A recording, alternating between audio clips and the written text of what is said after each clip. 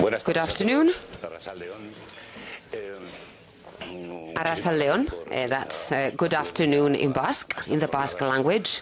First of all, I want to thank you all for attending massively like this. We were not expecting a room full of people like this.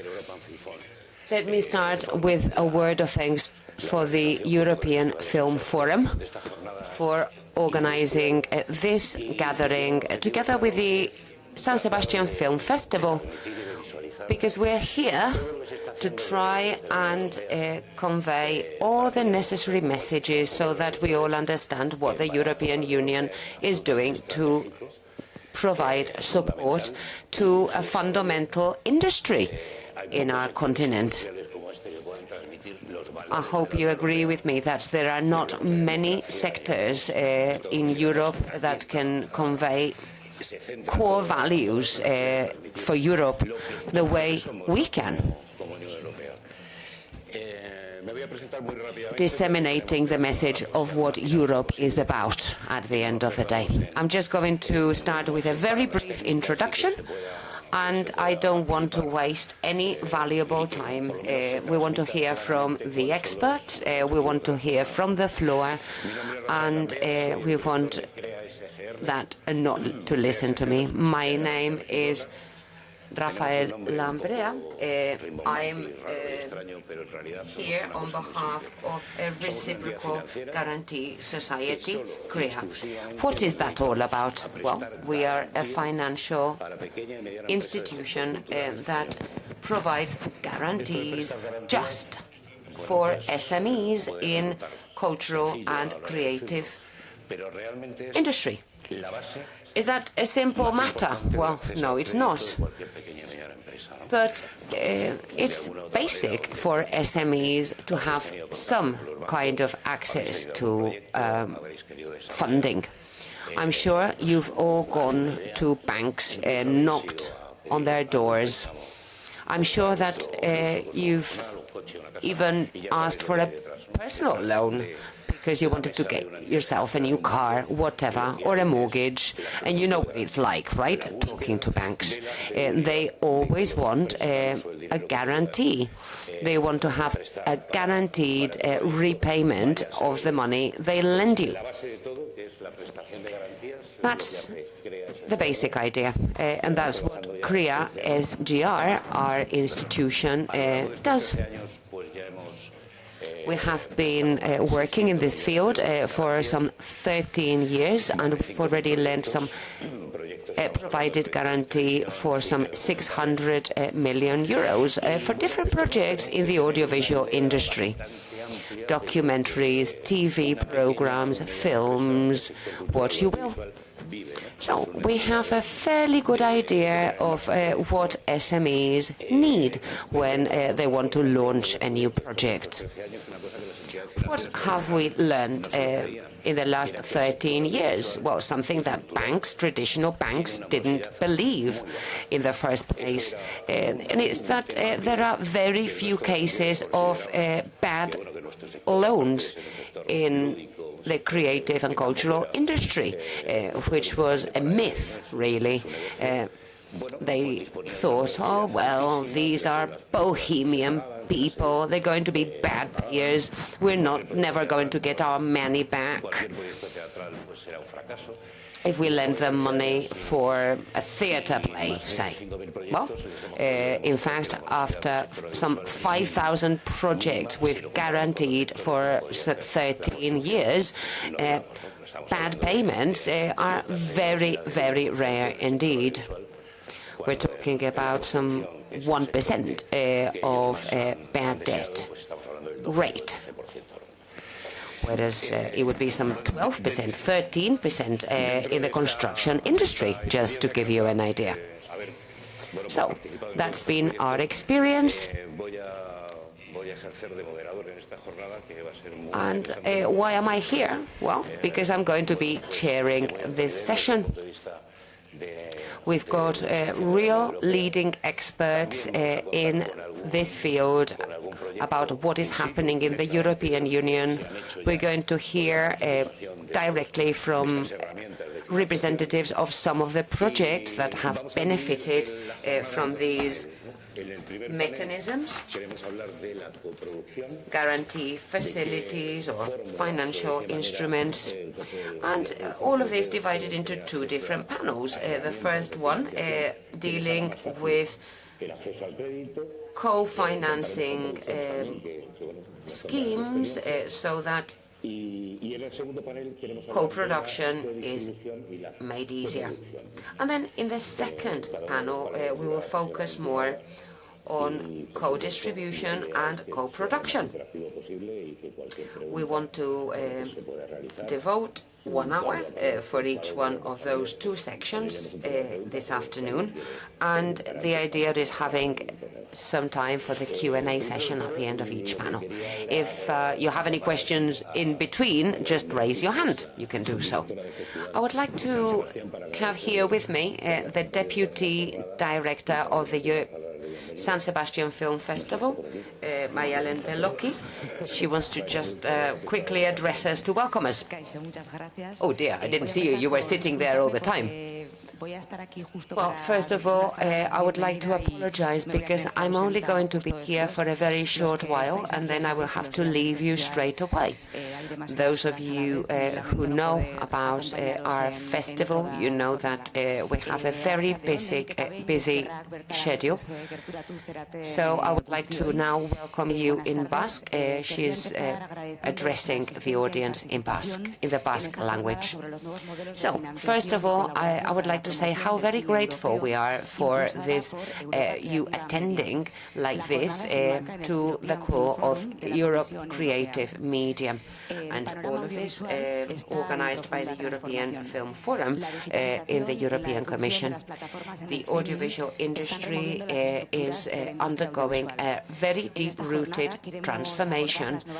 And this session wants to see the new chances for funding and financing, sometimes in private partnership schemes to provide better guarantees for these projects.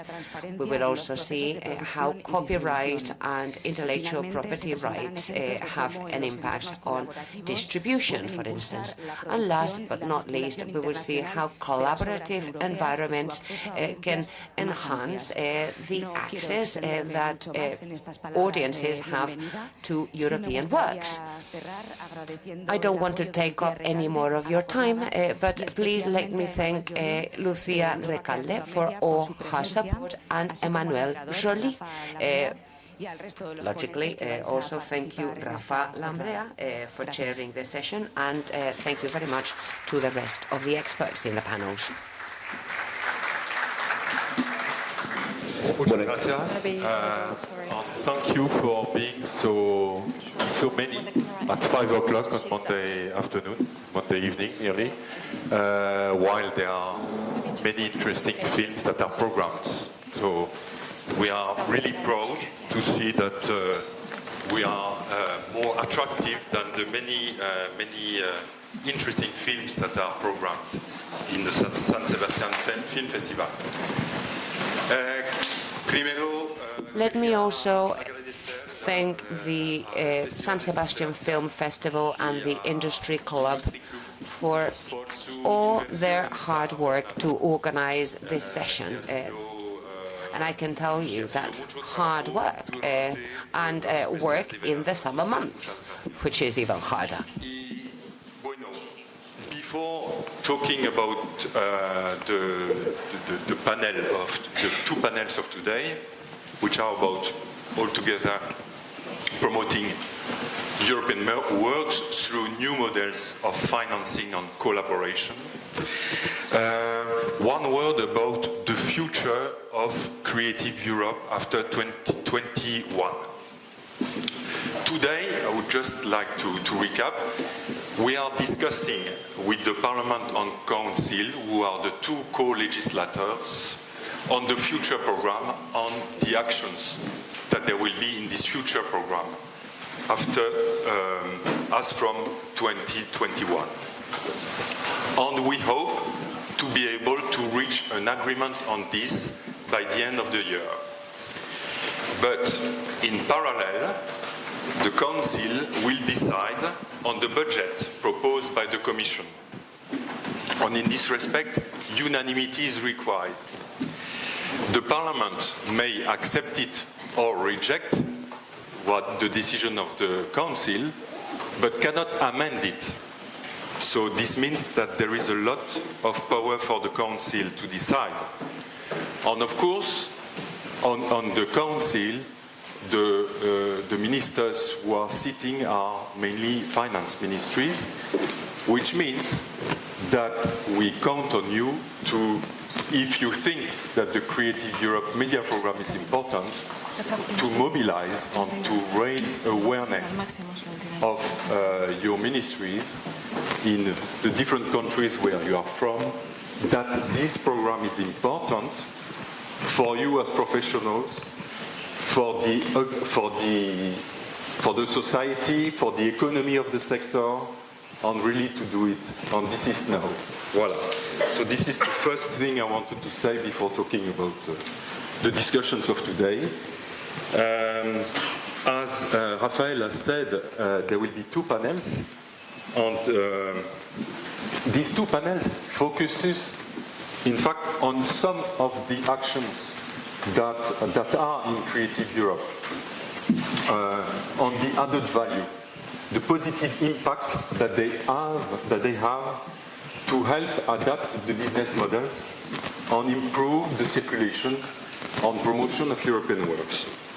And these actions are, for the first panel, the financial instrument on the guarantee facility, which started, in fact, 3 years ago, and which has proved already to be a success story. In the first panel, you will hear concretely about, and also before even the first panel, Laoura, after me, from the European Investment Fund, will tell about it, and there will be also some concrete examples. So this is already in itself a very interesting part of the program.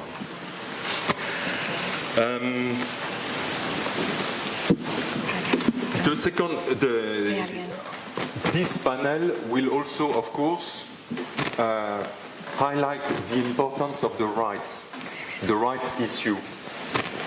Because, of course, for private investors, the value of the rights is an essential asset.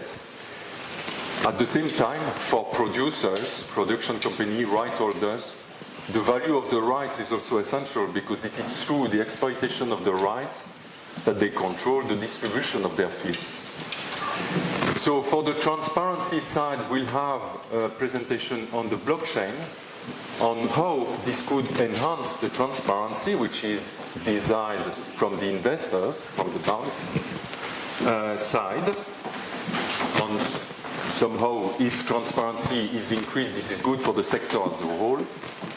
On the other side, there will be also a presentation of the point of view of the producers in front of the new situations with global platforms in terms of management of rights, how it evolves, and maybe the old business models may have to evolve, but we will need this careful attention on how we deal with copyright. Because, as I said, copyright is an essential asset. The second panel will start by a presentation by Eurimage on Eurimage, Roberto Ola himself, and then we'll go on by a presentation of two actions supported by media which take inspiration of the models of cooperation that are used for co-production, to use the same idea of collaboration but for distribution, so the idea of co-distribution. On this, through a concrete example, this is Head of Cinema Dumont, Distribution, that has been supported by media. On another case study, which is about the distribution of the grace of God, that has benefit from the selective scheme as it has been adapted recently. The selective distribution is a support to distribute European films across borders. It used to be a support given to individually to each distributor, or now it's a support given to a grouping of distributors that is coordinated by somebody who is the sales agent in general. And the idea is to trigger collaboration across borders between all the distributors, so that the distribution of a European films is not an individual distribution in each country, but the idea of globality. So all this, it means that through these schemes, what we want to really trigger with the new program also is collaboration, more transparency, more working together, and this will transpire from the two panels. There will be a lot of examples, so you will have a nice time, I hope. And now the floor is for you. Thank you.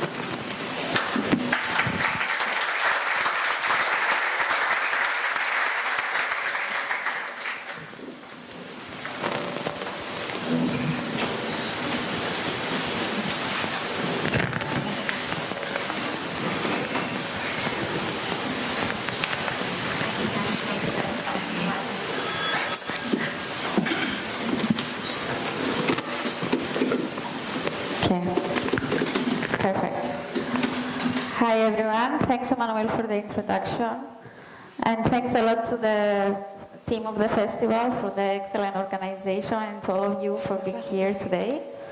My name is Laoura Ntziourou. I work at the European Investment Fund, and I'm here today to talk about the cultural and creative sectors guarantee facility. First of all, I would like to introduce what is the European Investment Fund. For those of you that don't know us, we're the European institution responsible for facilitating access to finance for small and medium entities, so with SMEs, and we are doing that through the use of financial instruments, debt and equity financial instruments. And our role is quite important, considering that 99% of the European businesses are SMEs, and their economic value is quite significant and crucial for the European economy. But yet, they are facing challenges in accessing finance due to the perceived higher risk, as also Alfredo was mentioning before. And that's why it's very important that we are there to alleviate those challenges and make financing easier for the small businesses of Europe. And we are very happy and proud to be here today and being able to yeah?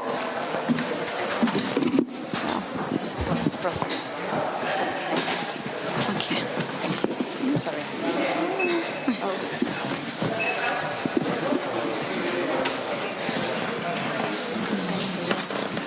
No, it's okay.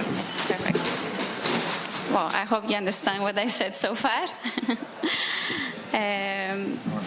So I was saying that our role is very important because we are precisely trying to alleviate all the challenges that the small businesses of Europe are facing in accessing finance.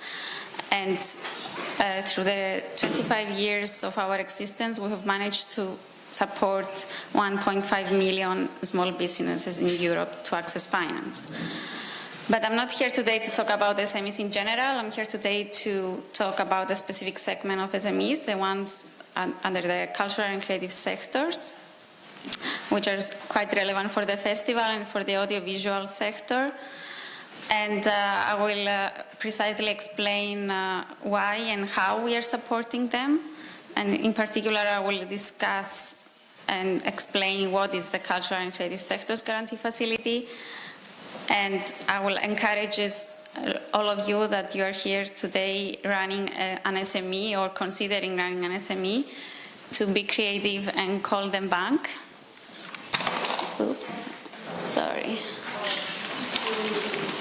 And for this, I will show you a small promotional video we have. Step 1. Have a dream. Your own recording studio, so you can get into producing, start a label, and win a few Grammys. Step 2. Wake up and smell the coffee. You've got no cash to get it off the ground, or collateral to put up against a bank loan. 3. Denial. You pursue the dream anyway, and do everything you can to make money. Some days you're a barista, some days you sell newspapers, while the creative part of you slowly dies. Step 4. Drink coffee. Step 5. Try to make the best of it. In many ways, this step is a continuation of denial, but you feel like you're getting somewhere until you don't. Step 6. Scramble around in the dark trying to work out which way is up. It's kind of a metaphor, but not always. Step 7. Drink more coffee. Step 8. Go to the bank. Be honest with them. Tell them, I want to win a Grammy and I need a loan to start a recording studio, but I don't own any property or equipment to secure the loan. But I saw this advert. They'll reply, normally you wouldn't lend to anyone without any collateral, but you don't need collateral if the EU guarantees your loan. Sorry about the flag. Step 9. Leave the bank with a loan guaranteed by the European Union. Step 10. Live the dream.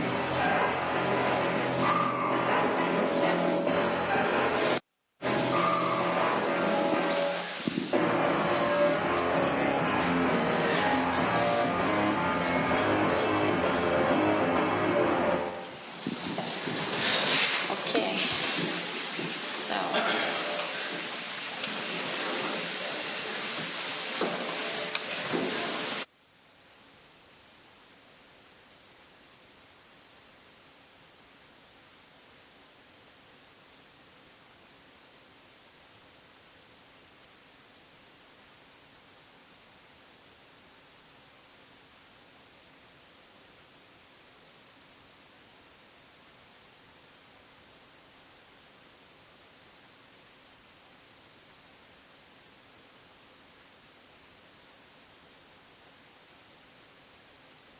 Supporting the cultural and creative sectors for two reasons. First of all, they are important, and second, they are struggling to access finance.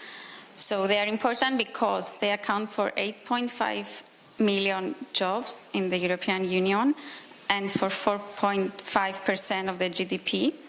And this makes them the third largest source of employment in the European Union. But yet, the cultural and creative sector's businesses, they are struggling to access finance because of the higher risk, but this risk is even more pronounced for the cultural and creative sectors in comparison to other mainstream SMEs because of a series of barriers, including the intangible nature of their assets, so IP, that most of the times, as also Alfredo was mentioning, they are not sufficient to account for collateral against a loan financing.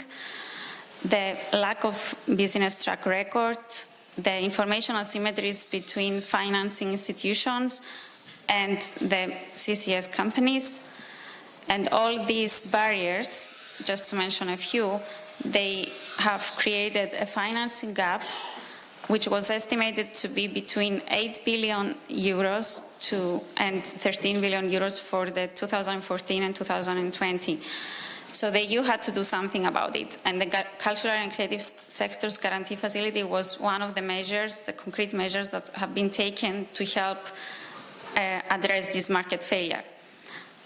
And Emmanuel was mentioning that this is the very, very first financial instrument targeting the cultural and creative sectors.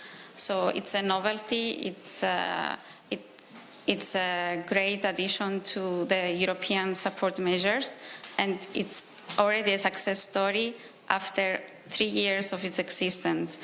So it started in mid-2016 with a 121 million budget from the Creative Europe program, which was then, due to the successful implementation, was enhanced by another 60 million from the FC, Juncker Plan budget, and soon is going to be again increased by 70 million out of FC as well.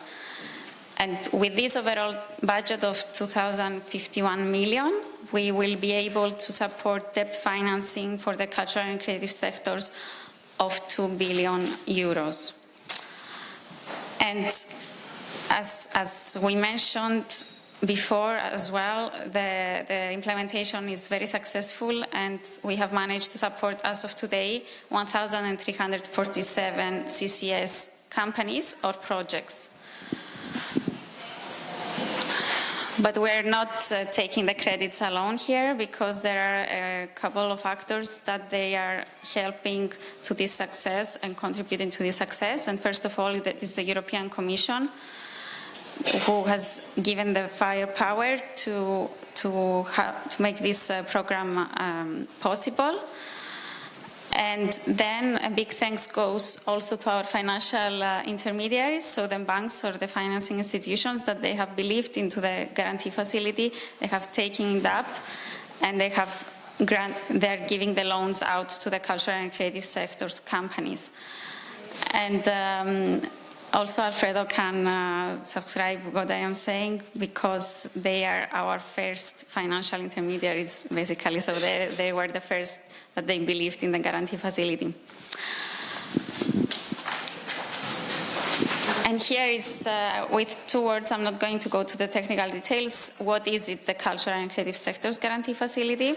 So it entails 2 things. It's the risk coverage that is given by the guarantee, the EU guarantee. So the EU guarantees the potential loss that the banks may incur in case of a defaulted loan that was given out to a cultural and creative company. This is one of the elements. The second element, which is again a novelty for financial instruments, is the capacity building scheme, which I will touch base a bit later in more details. But in brief, is technical assistance that we are giving to financial institutions so that they are able to understand better the cultural and creative sectors and grant financing that is specifically meeting the needs of the cultural and creative sectors. And we believe that this is very important for the success of the financial instrument. And it's very important as well to mention that more than half of the banks that they are working as implementing partner with us, they were not supporting, they were not engaged in financing cultural and creative sectors before the guarantee facility. And who is eligible for the debt financing? It's basically everyone, so it's very broad. All the SMEs and projects that they can be classified as cultural and creative sectors, they can benefit from these EU guaranteed loans. So this is for everyone. We were talking before the event that a lot of CCS companies, they think that this is not for them, but in fact this financial instrument was set up for you, for the businesses in the cultural and creative sectors. So you can get a loan guaranteed by the EU for a maximum amount of 2 million euros. And it's basically for a broad scope. It's to cover investment, working capital, business transfer, it's for everything. And the nice thing is that because of the guarantee, the EU guarantee, then the collateral that is needed to guarantee your loan is limited to the business assets of the company, so no personal assets are asked for collateral for the loans that we guarantee. And where can you find those loans as of today? So we have agreements, we have 13 agreements in 10 different countries. Spain was the first one, and we have France, Italy, Romania, Czech Republic, Sweden, and Portugal, and Poland, and Belgium, and I think I didn't forget anything. And all of our agreements they have national coverage, except of one that is a multi-country agreement and enable us to cover additional countries that where we don't have yet a financial intermediary. And as of today, we have given out 115 million euros out of the budget of the guarantee facility. And thanks to this amount, we expect to a support debt financing of 1.60 is already very close to our target of 2 billion euros. And we are still halfway through. So we expect bigger support under the guarantee facility.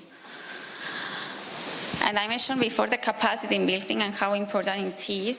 So this is something that was introduced first under the guarantee facility for the cultural and creative sectors.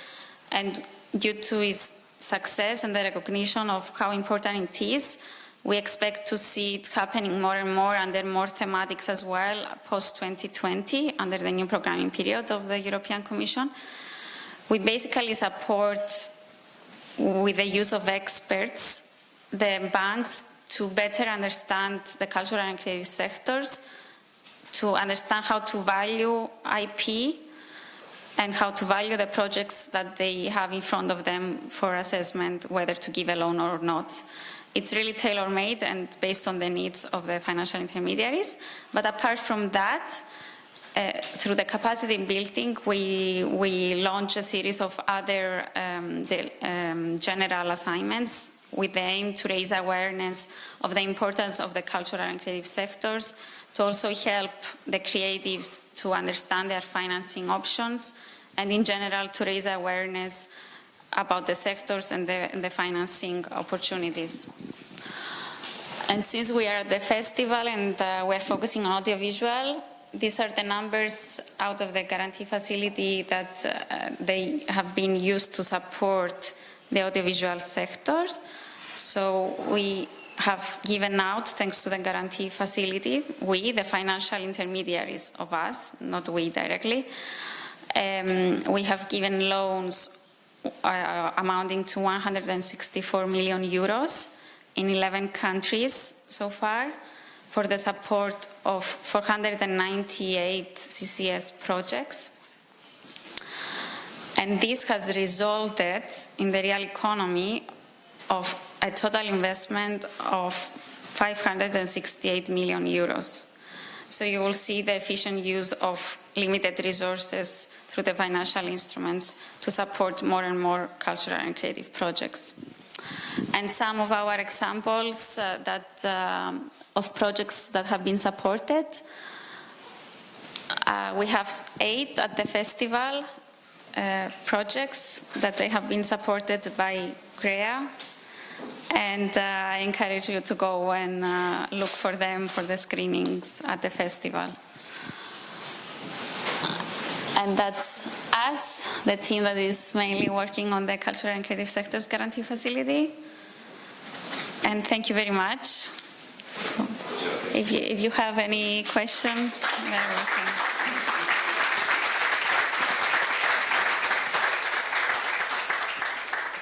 I just want to add that CREA ICR was one of the big beneficiaries of this program. Out of the 500 and more projects, 115 million were given to us, 117. So it's really a very simple facility. Maybe when you think about it or when you hear about it, you might think it's quite difficult, and it will be difficult to ask for funds if you don't know it. You might think that you will have to fill in many forms, but it is quite simple, because if you're a producer, you don't have to do anything at all. You just have to go to a financial entity. Well, in my case, we are using the fund significantly, but you can go to any bank, any entity that has signed, any institution that has signed the intermediary agreement with them. So the thing is that banks, the funding, the financing institutions are afraid of giving money to us. So in order to grant us a loan, they need 100% collateral. And I am in charge of giving them that collateral, 100%. I am one of the mutual guarantee facilities, so I'm saying to them, I'm going to pay you 100% of what you're lending. So when I'm telling you that you don't need to do anything, it's because you're receiving cover or a hedge of 70% from the European Investment Fund, because they will pay for 70% of what I'm guaranteeing. So you can see that 8 of the projects that have been submitted to the San Sebastian Film Festival have been done thanks to this funding. So I assure you that you can go to the bank and you can ask for a loan that can be guaranteed with this funding opportunity. So I'd like to express my gratitude to this fund. We need it to be more visible. We need to encourage people to use it. And you producers need to know that this exists. And you don't need any extra collaterals. You need to know that, because the European Investment Fund is going to give you a total coverage of 70%, so you don't need extra collateral. So, this was just the introduction, but Laoura is staying for the first panel, so I have to ask the participants of the first panel to come up to the stage.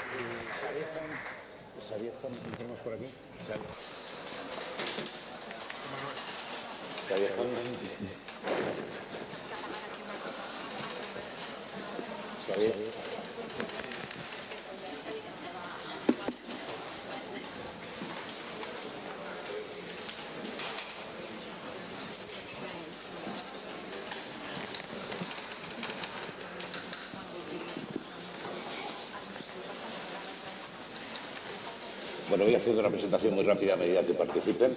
Well, I'm going to make a brief introduction. So the first speaker will be Álvaro Longoria, producer of Morena Films.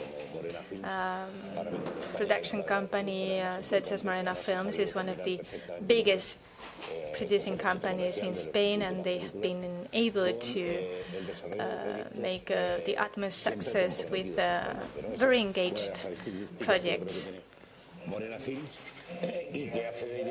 This is one of the features of Morena Films, and it is they are devoted to producing and promoting European films. So Álvaro can give us a clear view of what is going on with the small producers that need to engage into co-productions that are facing challenges and changes and technological disruptions, and as an independent producers need to cope with all those problems. So you have the floor, Álvaro.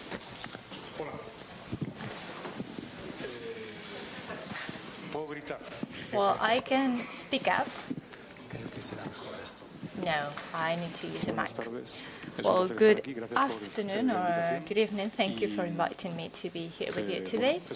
So it is true that I am here as the president of the Club of European Producers, an organization that represents 140 European producers throughout Europe. So funding is a topic that worries us all, that concerns us all, and something that we have been debating over the last months. Alejandra, that is the General Director of the European Directors Club, is telling me with her eyes, I told you to speak English, but I think most people speak Spanish, so I don't know. I think I will do it in Spanish, yes. So, one of the main concerns we have now as independent producers is that since we are living this audiovisual revolution, we are normally, well, you know that revolutions end up with many casualties, many fatal casualties. So either you die or you evolve and change completely. So the challenge we have now is in the European Club is how not to be irrelevant as producers, because we see that the new players in the market are integrating themselves vertically and exerting more pressure on the producers in order to put them aside. Maybe we are being paranoid, but we are seeing enemies all around. Nevertheless, it is true that there is a new funding model, so how to keep on being relevant? What can we do that no one else can do? And basically, a producer can do three things: to develop, to fund, and to execute what has been sold. So we are responsible for the execution of a film that we have developed and funded. So the first stage, developing, is complicated, but it has a lot of added value. Funding, the second stage, is basically what we're talking about here today, but it is the part with least added value. I have a friend that sells houses, and he's a very good salesperson. He's a very good seller. So I tell him from time to time, well, if you could sell films, you would be better than I am. But the problem is not money. Money is there, but you need to sell a product that attracts that money. That's the difficult part. If you have the product, if you have an attractive product, money will come to it. And the third stage is executing. In this vertical integration model, I always say that imagine the typical telephone call that you receive Saturday 5 a.m. from a director when he's on the verge of a nerve attack, of a nervous breakdown, and he says, I don't know what's going on, but I feel like this. So we are critical, we are fundamental, because we know how to develop things and how to execute them. So we are irreplaceable. There is a lot of skepticism among producers, because we want to know how to be relevant, how to get funding, because the European independent producers have nothing to do with the US producers that essentially work for studios. So the American model is now coming to, well, is the game, the way the market is playing in the US. But now we are producers and entrepreneurs. We are employers, because I have a company, we have companies, and we have to generate value for my people by subsidies or through pre-sales or by looking for a co-production or a partner. But the new model has nothing to do with that. You go to a seller, you see the project, and you say, I like it. I want to give you a fee so that you can produce it, you can make it, and then you're out of the way. And we are not used to doing that, because we were normally selling something here, something there, a little bit here, a little bit there. I go to the SDR, I got some money here, some money there, but the end consumer just wants a product. So if you are an independent producer, either you focus your energy on trying to retain or to preserve a project that is old-fashioned, or either you focus on the two areas you're most relevant in. It isn't relevant to try and lift money or to try and bring money. You need to focus on developing and producing and executing. So you have to focus your limited resources, or the resources that are coming from the European Union or any other investor, in that first stage, because executing doesn't need money. Executing doesn't need money. Of course, you need to choose films that are finished and complete. So please focus your energies, your resources on products, on making products attractive. Because you can have the best production director, the best marketing people. You can do that. Something that you will never be able to do is to replace your sense of good taste. My mentor is Carlos Sora, And Sarah said to me, I don't know how to do that. And he said, well, there's something you need to know. There's something you can never replace. You can have the best photography director, the best sound director, but you need taste and good taste. Good taste is something that you need to have. Algorithms can never have good taste. Algorithms repeat things on end. They will give you the minimum common denominator, something that everybody likes. But then that means that maybe we should be watching Narcos over and over again, because that's something we all like. But producers need to focus your resources on things that have the best added value with good taste. Thank you.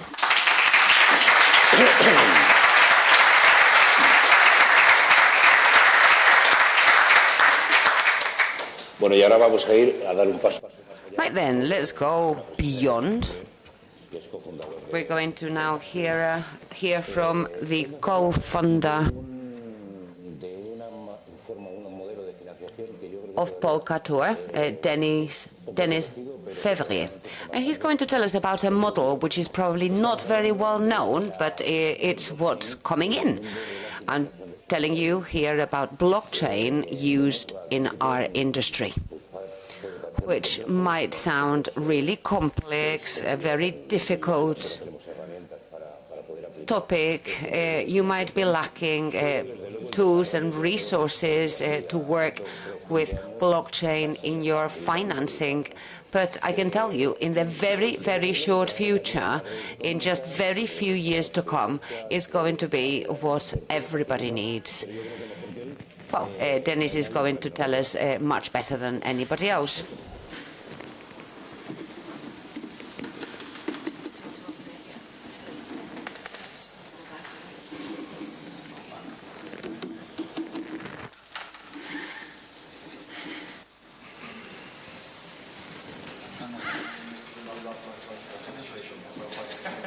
No worry.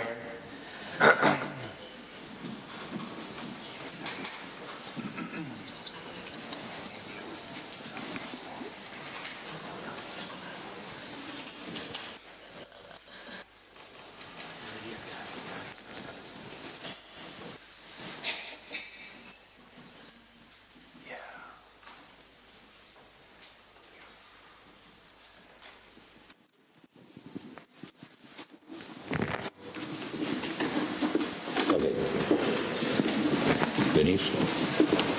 We found it. So hello, thank you. I'm also very glad to be here to be able to discuss the future of solutions to control copyright and ensure that it's properly distributed and tracked. I'll start by saying a few words, if I may, about who we are and where we're from, if only to show that we're well-founded to discuss about these issues. So we're a French company. We started 2 years ago around the premises of being a one-stop shop for the content industry to access new markets on the internet, because we thought the way things were done was not up to par to what the technology made available. So we invested in three main elements, one of which we'll go more in depth today, which is the blockchain. We use blockchain protocols specifically designed for cultural products to be able to track copyright. More of this in a moment. We have a distributed application with Progressive Web App, which means basically you can access content via a web browser and you don't have to download anything. And for being consistent in quality of what we push on these platforms, we have developed our own encoding script. And we've done all that in 2 years. I'm quite happy about it. To demonstrate, I'm sorry about the picture, something's wrong anyway, but the message is still clear. To demonstrate how proficient we are, we've set up a first product, which is basically a demonstration platform centered around performing arts. So it's a one-stop shop for all your appetite for concerts, curated theater, opera, everything, with a prescriptive interface. This thing is in production today. It's called Senso.tv. People can actually subscribe. We have subscribers. And when they connect and when they watch shows, the fact that they actually initiate a view automatically distributes revenues to copyright holders via a blockchain. So this enables us to have a new business model, which I think is what we're looking for here as well. Basically now we don't have to negotiate a duration for rights to be distributed, because because the views are always proportional, revenue will be proportional, we can have an extended period for distribution. Reporting is secured by blockchain, so I'll get into what a blockchain exactly and why it's so secure. But the idea you have to understand is that it's a distributed ledger, which means everybody has a copy of that ledger and you can't alter it. Nobody can change it once it's encrypted. Also, what it enables us to do is that we can manage rights for film per territory and per date, and we do it per film, which means that we manage concurrent competing rights for various producers on the same platform. And there's other features, of course, for multi-device, multi-screen, and so on and so forth, but this is not the topic for today. So what's a blockchain? I'm sorry if some of you are really familiar with it, but I thought I'd have a little slide about it, so we all know what we're talking about.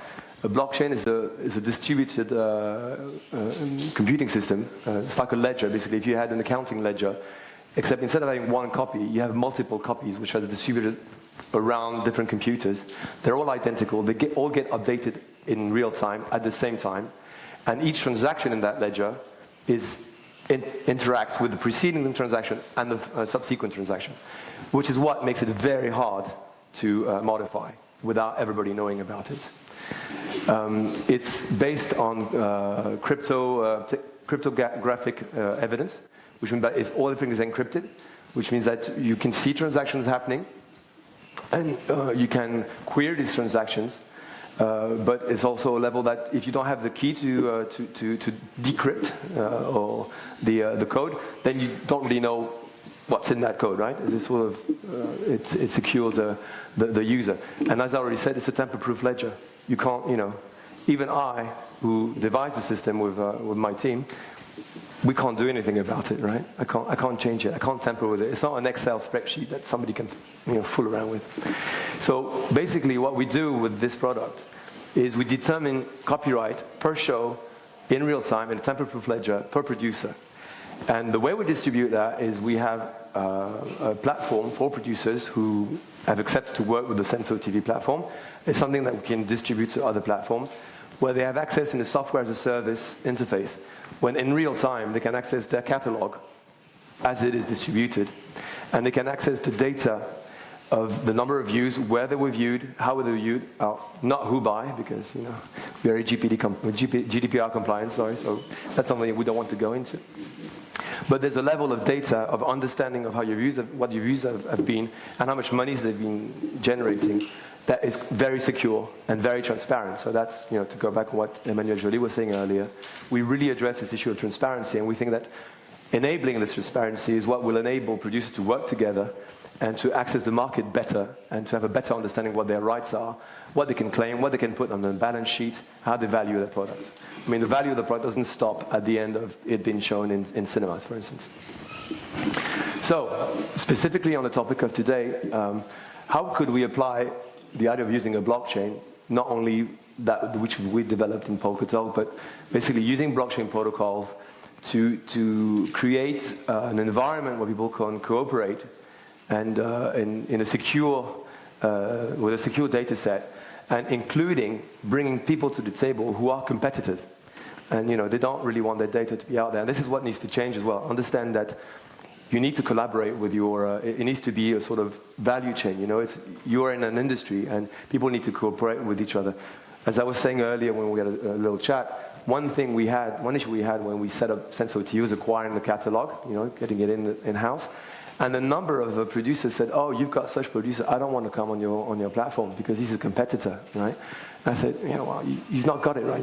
Maybe I've not made my case clear, but you can be there because he'll never have access to your data. I mean, it's just you'll benefit from the same, venue basically together, and the same sort of data." So there are 4 points which I think are opportunities today. People usually talk about risks, and I think it's, I like to be a positive person, so I talk about opportunities. Is that you have ways of adding value to copyright management and making something that generates value and that is inserted into your value chain, your production chain. And that's by empowering the tracking revenues and contributions. I mean, you can track the revenue, you can track copyright, you can also track future co-production, I'll bring such and such to the table, you'll bring such and such, the European Fund will bring such and such, and you put it in the blockchain, and then nobody can say, "Oh no, I never said that," or "No, you misunderstood what I said." There's a sort of level of trust that comes from this. It's collaborative. That means people who are competitors can be on the same tool, on the same platform, and work together without having to have 1,000 NDAs and I don't know how many lawyers to try to understand how much data that is being put in the open, because the data is secure and encrypted. And it also means that you can allocate properly revenues very clearly and in a very transparent manner, as I've already said. So this means that you can have, you're in a market today, I think, and it's been said before, where accessing the market can be pretty hard. You've got copyright management, you've all got a very large number of players who make a production possible, and who, they'll have rights for the first 6 months, the first 10 years, for a given set of territories or another set of territories. And it's always very hard to track that. And what the blockchain will enable is that it will enable it before the fact to be able to track who's contributing and how. And once you go into production and the thing is streamed or shown in theaters or wherever, you can actually track the way the revenue is generated when it is generated. I mean, you don't do it ex post. You don't have to have an audit 6 months down the line to understand where it's been viewed and how much revenue has been generated, and if you've made money, I mean, the thing is, when somebody views it, boom, the revenue is distributed. Anyway, I've been blabbering along too long. So basically, the idea is that if you set up you use the blockchain protocols for what they are. They're not just for the financial, the fintech and banks. The comparison I usually make, and which usually gets my developers running up the walls, is I said, when you send, I can see him smiling, when you send an email, nobody today asks you to understand what TCP/IP is, right? You don't care. You go on Google Mail or whatever your client is, you write email, send it to whoever you want it, and behind the scene, there's a lot of technology that happens that make sure that email is delivered to that person. But blockchain is going to be the same thing. You can have an interface for people. It'll be a visual interface, very easy to use, straightforward, where you can manage your copyright, you can interact with your colleagues or your competitors. And behind the scene, the blockchain will ensure that security is enforced, transparency is enforced, and that revenues are properly and proportionally allocated. So basically, that's what the technology can bring to you today as an industry. And I'm really looking forward for it to happen in the future. Yeah, last slide's in French, because I forgot to mention we're a French company. So nothing's impossible for us usually. So if you want to understand more, please be in touch. I'll be very happy to discuss more further. Thank you very much.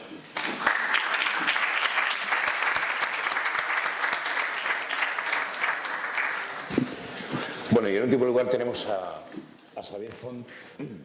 Right, let's continue now with the next speaker, which I think is going to give us a little bit of a summary of how a very small project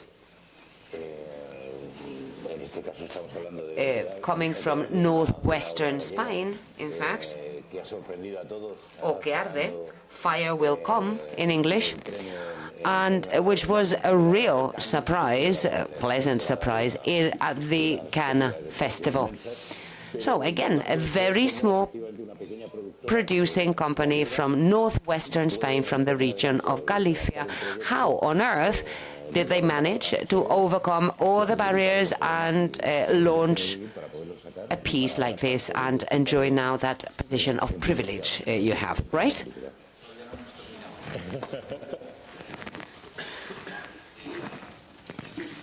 Well, it's not over yet, I can tell you. We still need to wait for the auditing, but you're right, we've covered a long stretch of the journey, which is what I'm going to try and summarize in the coming 10 minutes. I'm going to be very brief and try to explain how subsidies and financial mechanisms are great, but are limiting as well when we produce a film. So I will try and give you a summary of how financial support came to us and how that meant what for us. So let's start at the beginning, shall we? Let's go back to 2015, where Oliver Laxe had made a film in very low budget, but we knew that this project would be so much better if the budget was not a constraint. We then started thinking about Eurimage. And that was the tops for us. I mean, it sounded impossible, all that competition, fierce competition. So to have a good application at Eurimage, it can be a two-party application, but we wanted to play it safe, and we decided to have a third country involved. And we thought of Belgium, because in Eurimage, some 50% of the funding has to be in place before you apply. And Belgium is great for that. With their fantastic tax rebates, you can reach that 50% fairly easily. I apologize if I'm going into too much detail, but I'm telling you about those details that were basic for us, right? Just in case they're helpful. So we applied to Eurimage together with Belgium too, and we were finally granted 200,000 euros. And I remember the day because I was in my kitchen at home together with Andrea and Oliver, and we just couldn't believe it. We just hugged. It was our dream come true. The film was finally going to be made the way we really wanted to make it. The seventh art is teamwork. We all know that. And that was it. We'd done it. We'd made it. We knew it then. Not just because Eurimage is basic for distribution, but also because of the cash. We were finally going to be able to shoot the film because Eurimage gives a first lump sum of 60%, nice and early, so the shooting in Galicia wouldn't suffer. And we needed that money, otherwise we would have been really and truly stuck. Thanks to the Eurimage funding, we felt stronger when talking to distributors. And our dear French partners were very clever, very audacious, and we managed an MG with pyramid distribution with 70% for France and 30% for the international market. And I'm telling you about this because that's key.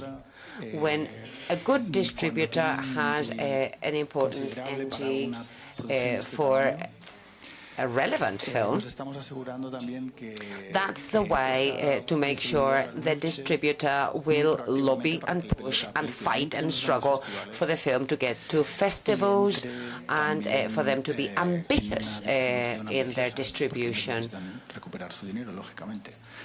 system. And the 30% for France was important as well because it made it eligible for support that's given for distribution and exhibition in France. I'm not going to tell you about that because that would take us a good long while.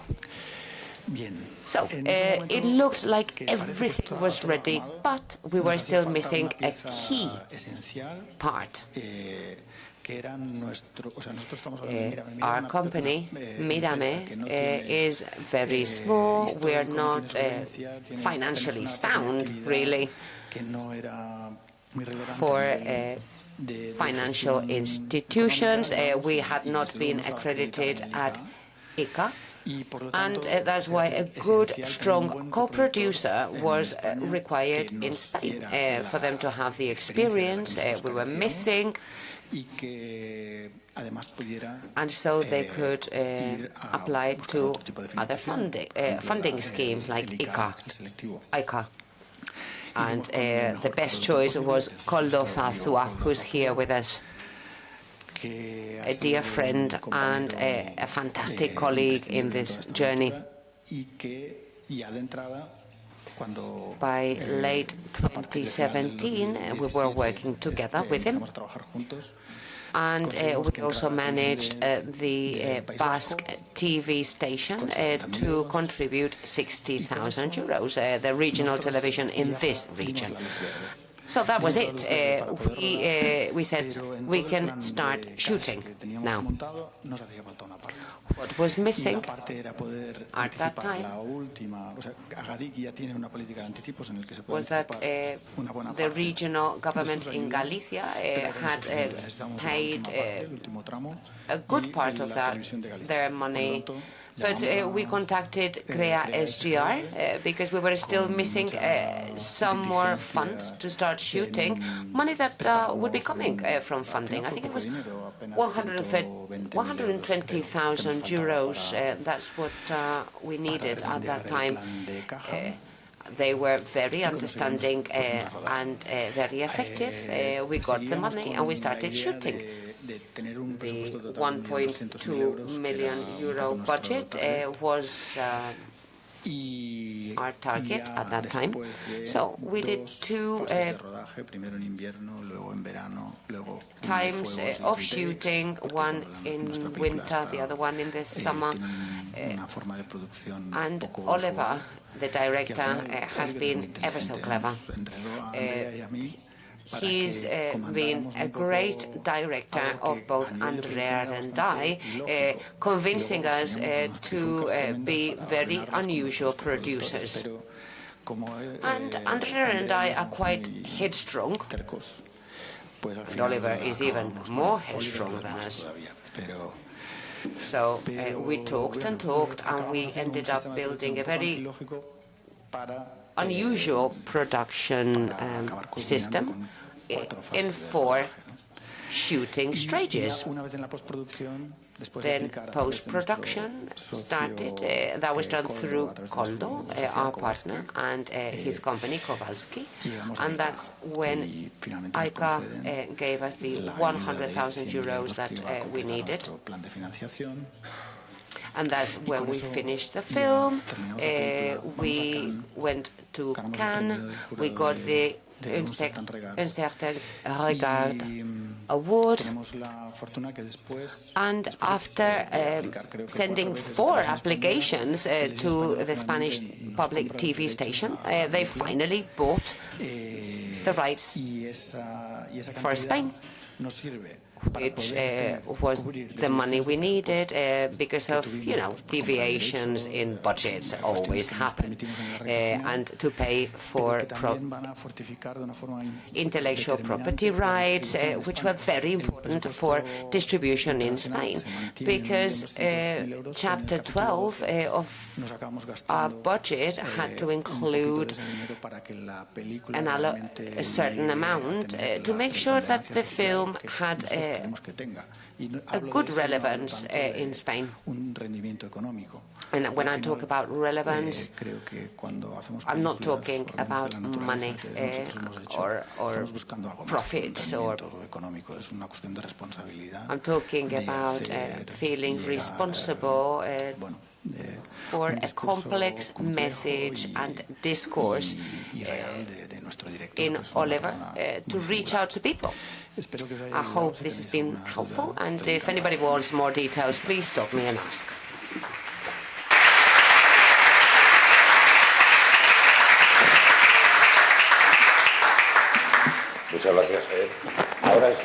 Thank you.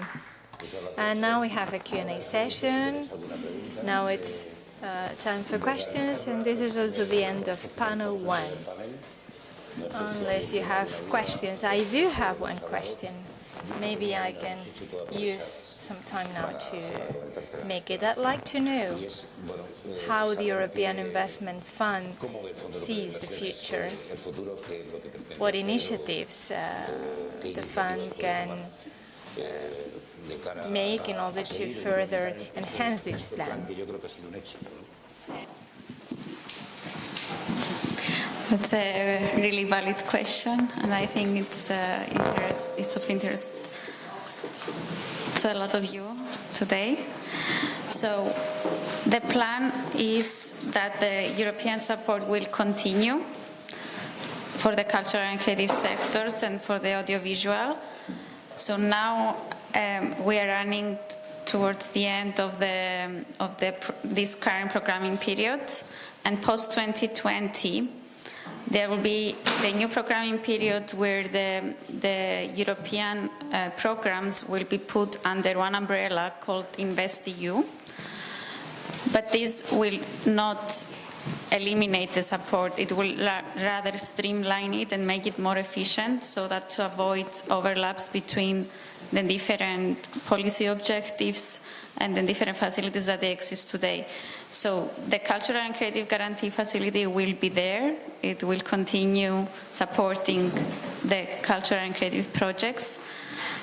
There are 4 policy windows under the InvestEU, and we are very happy that the cultural and creative sectors are covered in the 3 of them, which is exceptional if you see the other policy objectives that they are normally covered only under 2 of the policy windows. So the presence of cultural and creative sectors is very prominent post-2020, and the cultural and creative sectors, they continue to be a European policy priority.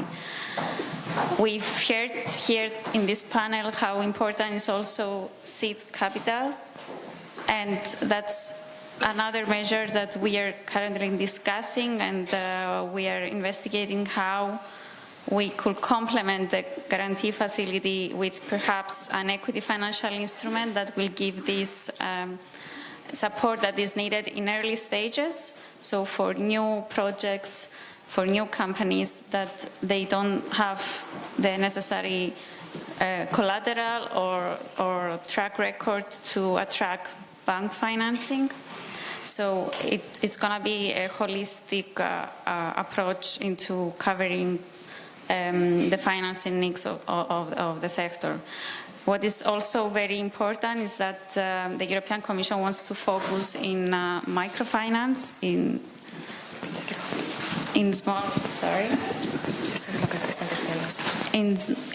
more small businesses, because the majority of the cultural and creative sectors businesses are very small companies.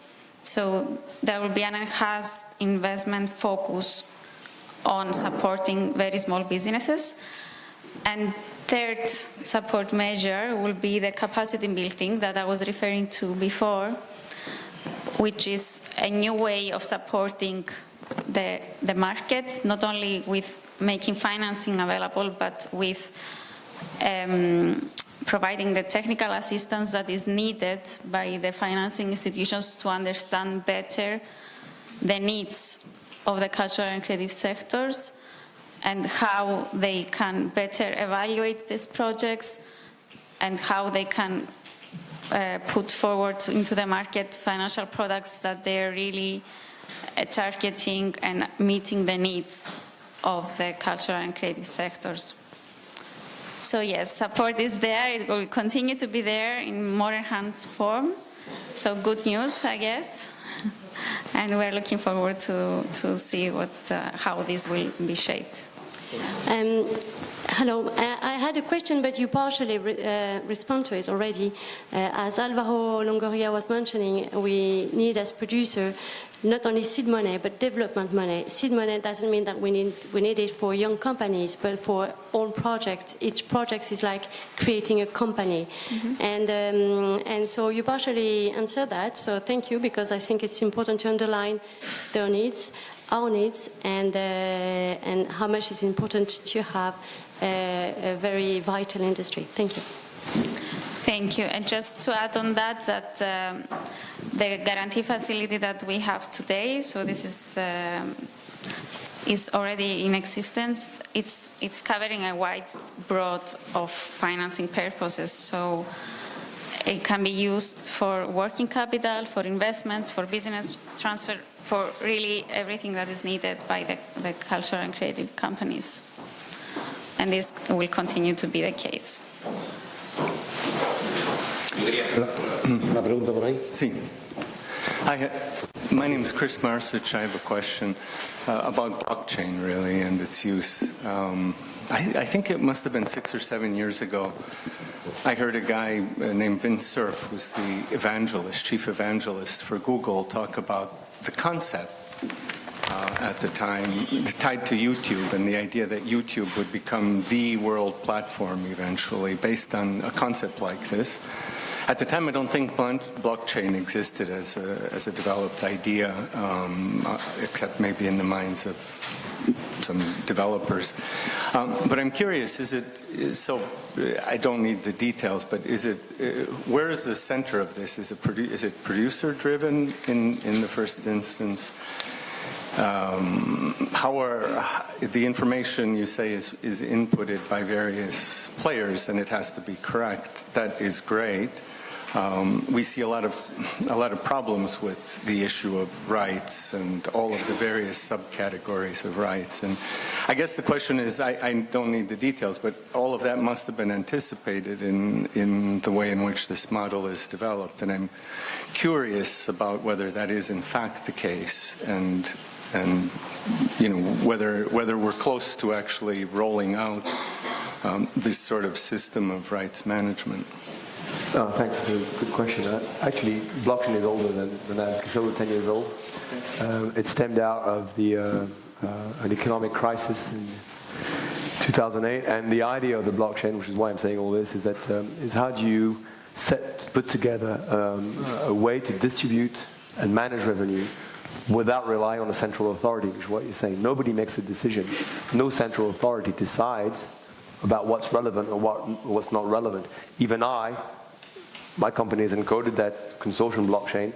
When we have players that come on the system, I don't get to make a decision about the data, right? To work on an example, if you distribute a number of films on an SVOD platform, the hard bit is connecting the revenues generated by the subscriptions to the portion that you need to distribute to copyright holders, right? What you do have in theory is you have a contract that says who holds the rights for which territory. I should work on that premise, and then I'll go to the fact that nobody knows. But in theory, you should know that, for instance, if I may take you to as example, Álvaro might have the rights for Spain until 2021, and you, Javier, might have the rights for, I don't know what, Argentina in a different time period. And this is what we encode in the smart contract. We say, if the view is set in Argentina in 2023, he gets paid. And if the view is set in Spain in 2020, he gets paid.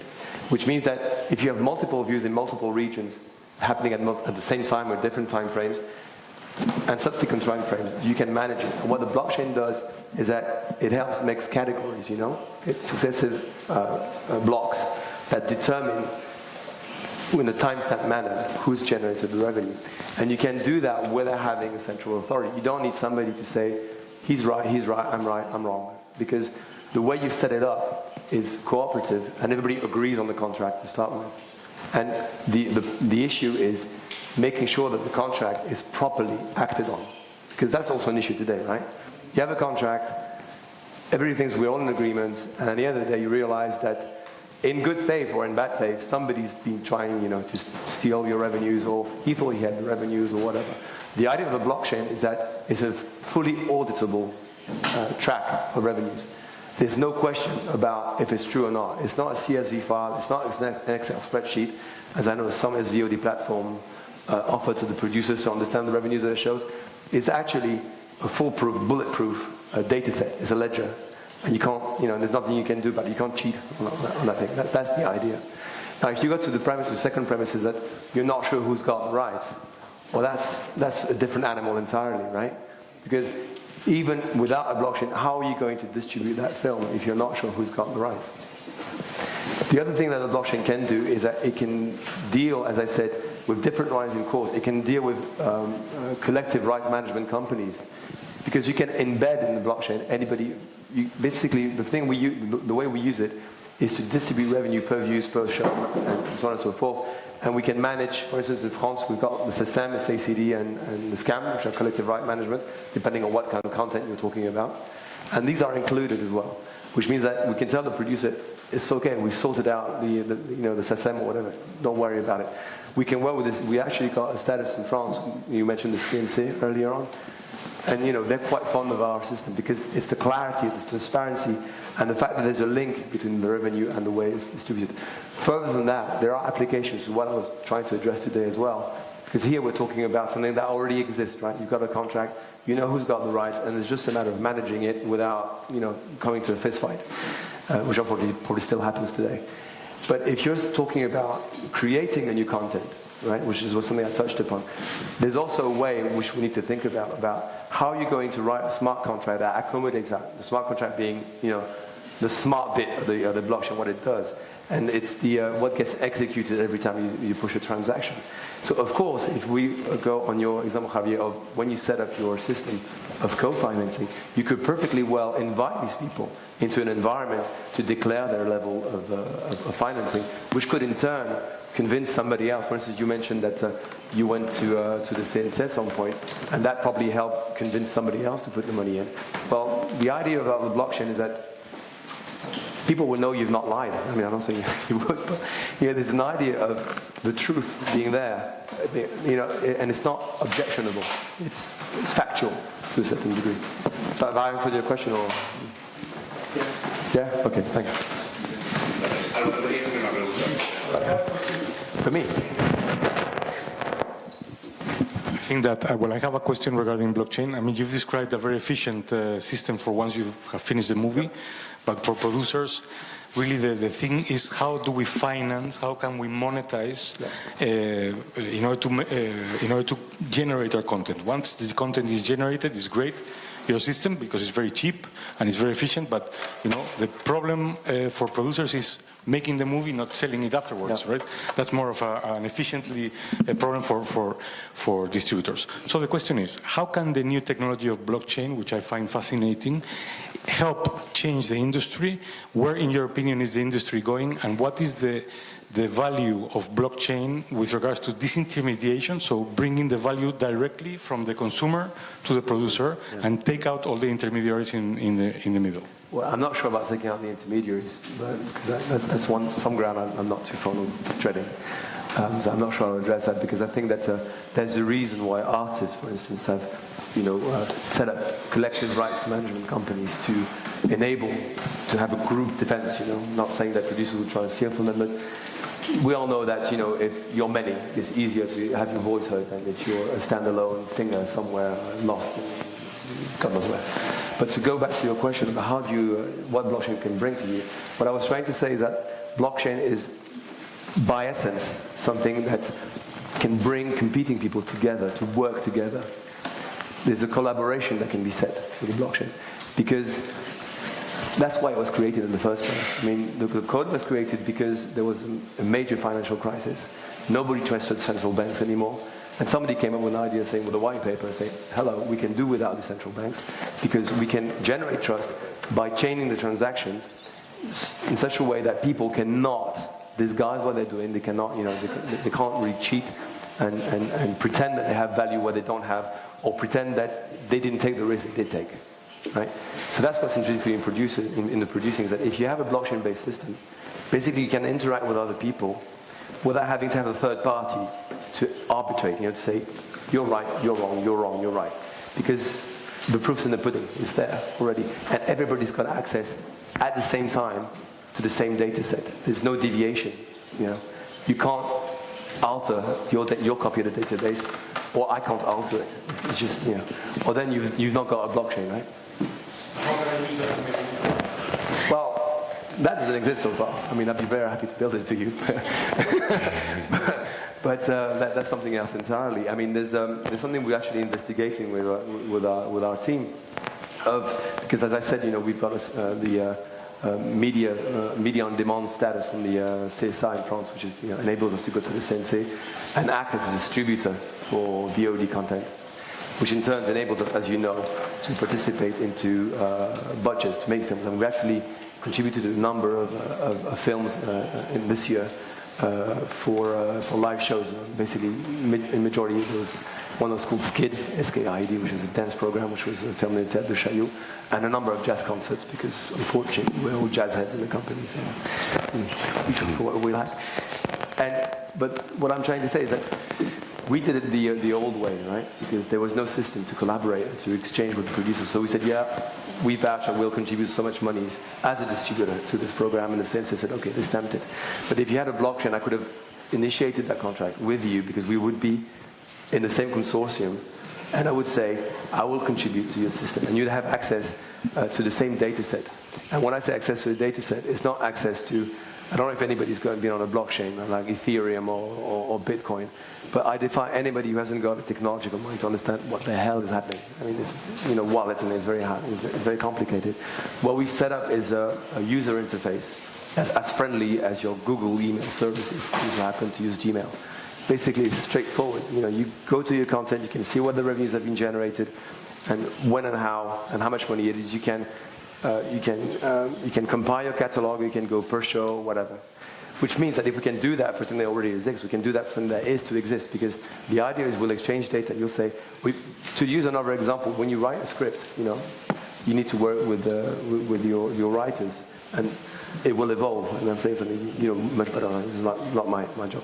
But the way I imagine it is that you have one version, second version, third version, and the set of writers that's contributed to the first version is another set of writers to the second version, and so on and so forth. And tracking who's done what and who's responsible for what or liable if it's a piece of rubbish is very hard. Well, the idea of a blockchain is that every time that somebody iterates a new version of that document, it's timestamped. For instance, Vivien, who's here, who's like blockchain authority, wrote on the 1st February 2020 a new version. And he can't say anything about it, he said it. And it also depends his right, that he's contributed it, right? And it's the same thing for how you raise capital. If you go to CNC and they say, I promise you 20 million, then boom, you put it in the blockchain, and there's nothing you can do about it, right? And so, but it needs to be a collaboration. There's no central authority. You're not the only person to make decisions, but that's the great thing about it, is that you don't need a central person to make a decision, because it happens naturally. Perfecto. Sorry, it was a bit long of an answer. Pues muchísimas gracias. Tenemos que acabar porque espera un segundo. Tiene que ser muy rápido. Pido disculpas porque es que me olvidé solamente de la parte de Luxemburgo, que os hablé de Bélgica y solo os quería comentar que básicamente solo os quería comentar muy brevemente que hablé que estábamos. I just want to say briefly that Eurimage is now was being prepared with Belgium, but instead is Luxembourg that is joining us, and we are getting 50% of the funds from the European Investment Fund, and we can also be used by other countries, so by another country, and I just wanted to say that. Let's give them a round of applause. Thank you.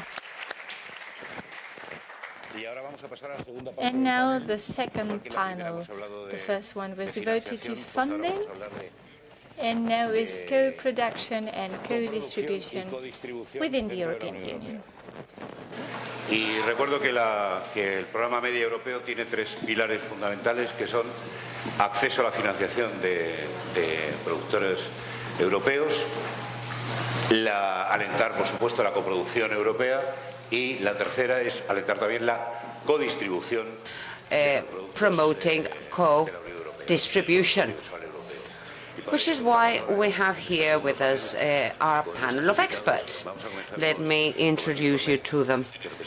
Mathieu Fournet, on behalf of the CNC, the French Cinema Center, which has been our role model whenever we've had to think what to do with Spanish regulations. We were always recommended to do copy and paste of the French legislation and forget about any other rubbish.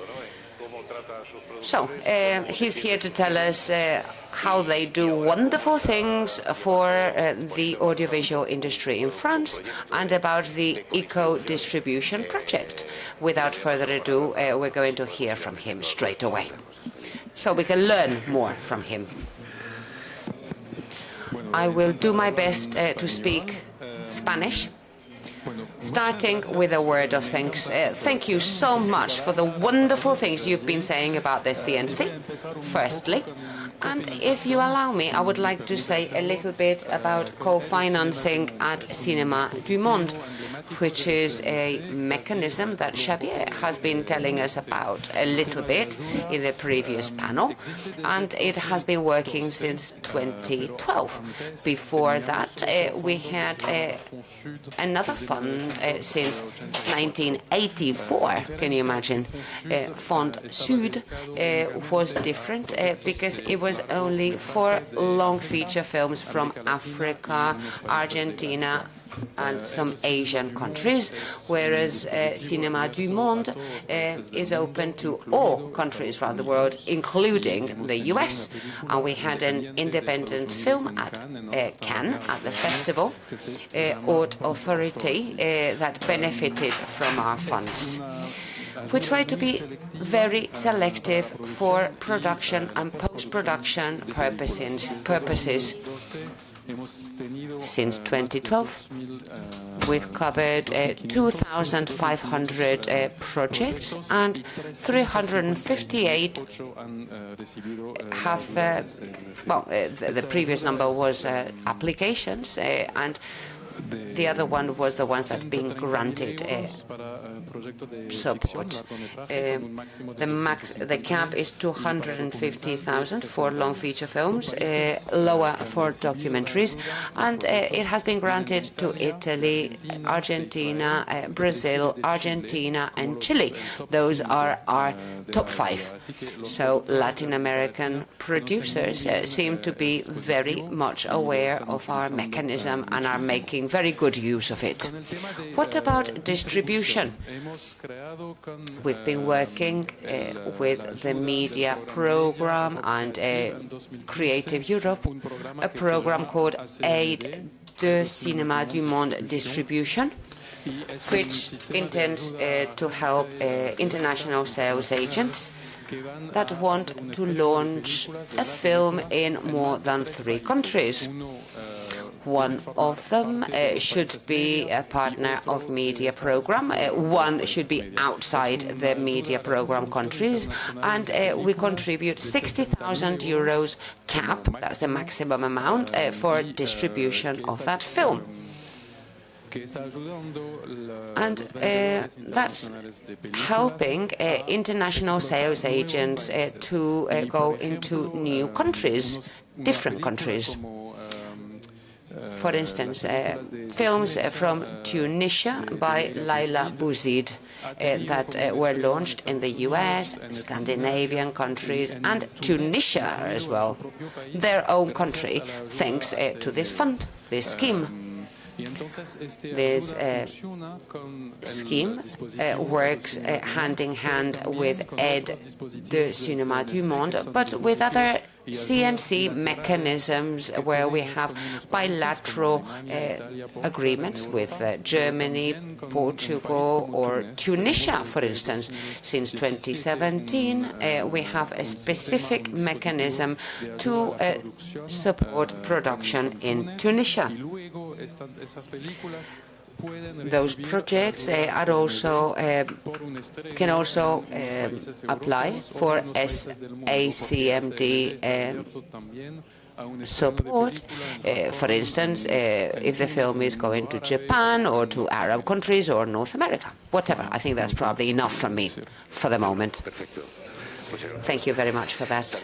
We also have here with us Roberto Oya on behalf of Eurimage. It's the European Union Fund for production, co-production, distribution, exhibition, and digitalization. I think he's the best man to tell us about problems, barriers, and give us the background of all of that.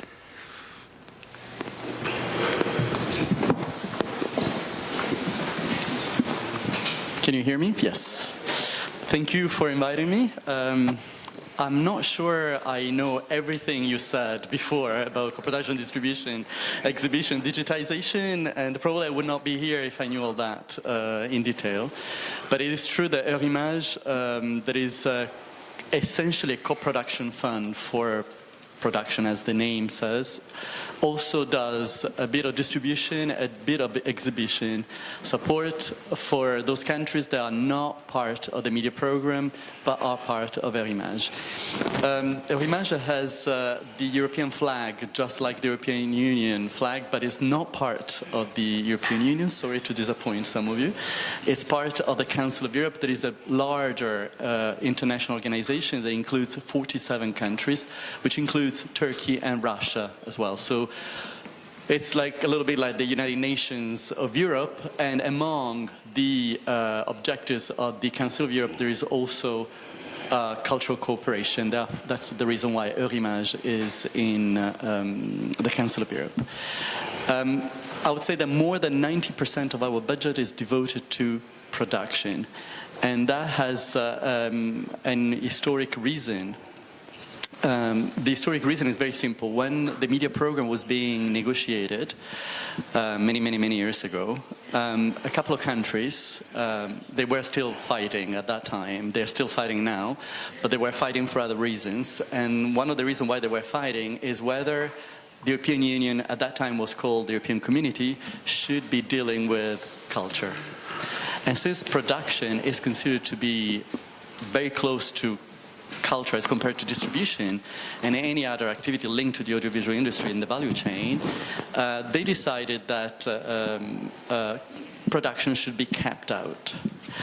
And that's the reason why France that thought that Europe had to deal with culture, even though the European Union didn't want to do it, proposed to create Eurimage in another institutional framework. And that's why Eurimage is outside the media program.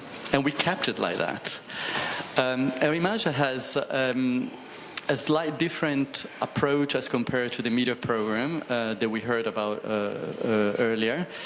Eurimage looks essentially at the content, the quality of the project. That does not mean that the media program does not. But Eurimage looks at it in a way, even though the project is probably not destined to a larger audience, that has not a larger commercial potential, but if quality-wise it is important, is interesting according to our decision-making process, the project is supported and it may turn out to be in reality a success, which is actually often the case. Some projects are very small and at script level are considered to be difficult, controversial, niche, and they, through the Eurimage support, they come to existence, and some of them actually have a wider distribution support. Now, we also, as I said before, intervene in the distribution sector and the exhibition sector, and this is being evaluated last year. We had like the media program does, we have an evaluation every 5 years.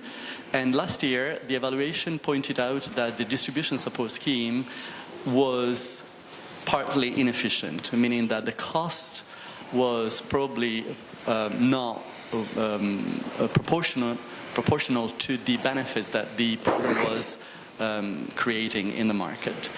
That means that probably the board of management in October, that is the decision-making process, and this decision-making body of the fund, will have to take a decision whether they will want to discontinue the support or to revamp it, change it, and make it more profitable. We do not know yet what the direction will be. The decision will be taken in October, but we are on a crossroad where things may change, also in the light of the technologies that we heard earlier that have changed radically the business model through which films are supported, and we could imagine that the support for distribution in Eurimage could take a different form as compared to the traditional one.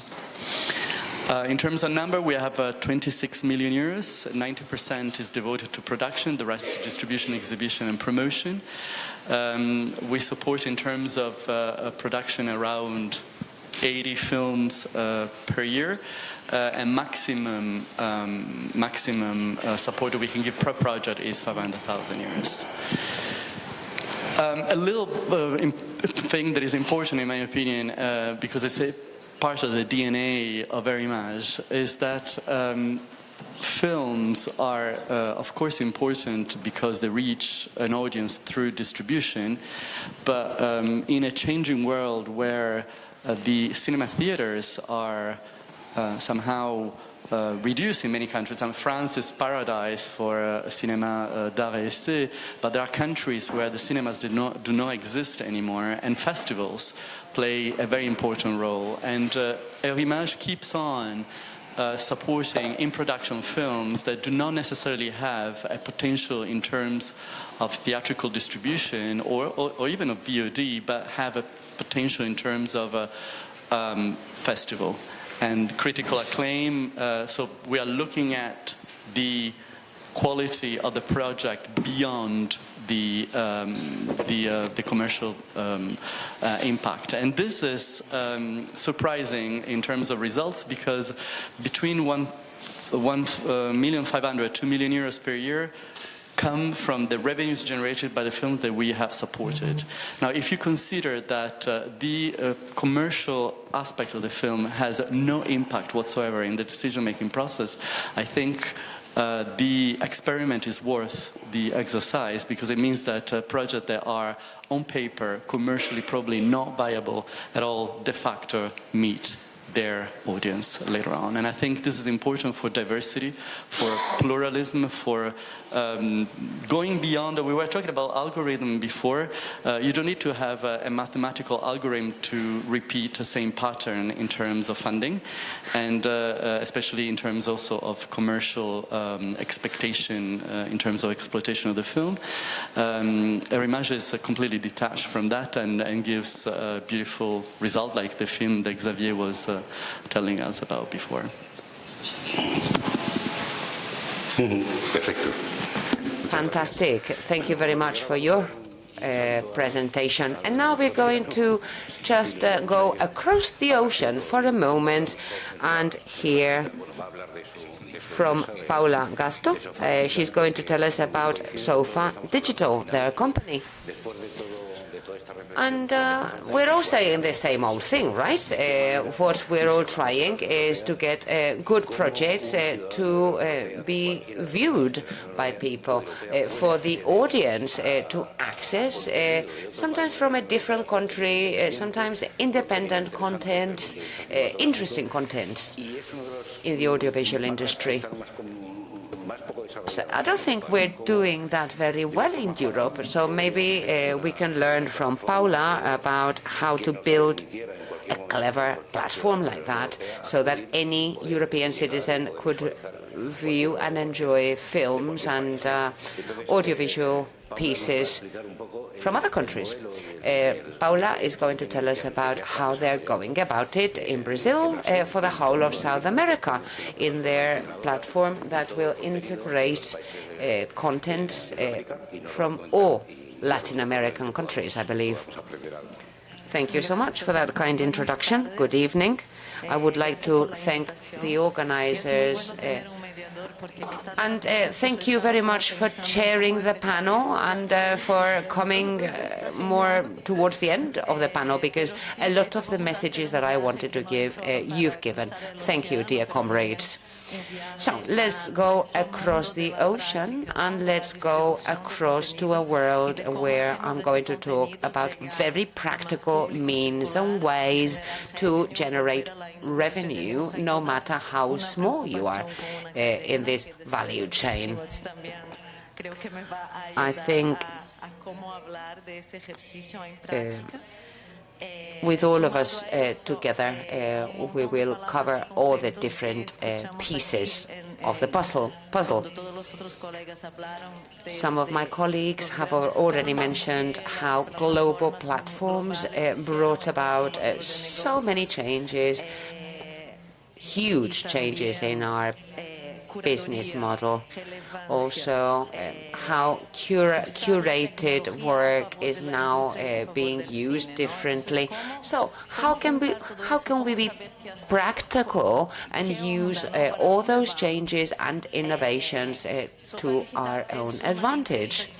So far, digital has been a very digital company from the very beginning. We started as a VOD aggregator in Latin America some 8 years ago, when this slice of the market was just starting.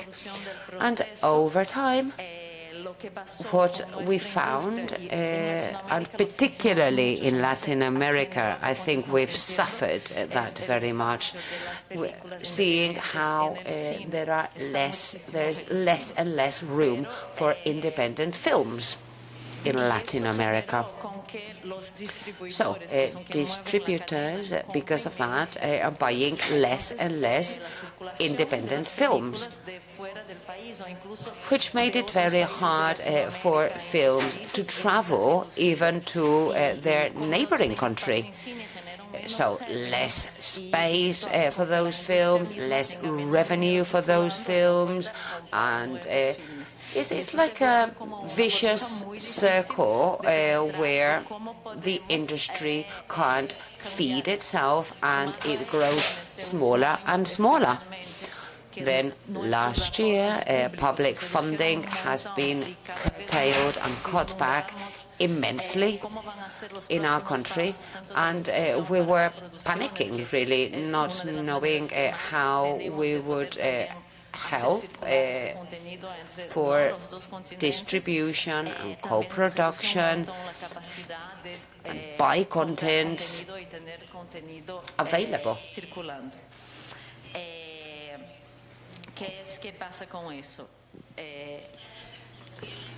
We thought, well, we need to make the best of technology.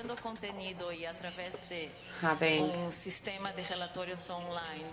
an online system where we can access so much data, analyze that information, and understand which films are working or not in the whole of Latin America or in which country. Because Brazil is like a language island. We are the only ones speaking Portuguese, but you'd be surprised how very different systems are in Latin America for countries that all speak Spanish. So there was a technical analysis for us to understand how assets, what assets were available. Once we had all that information available, we could then see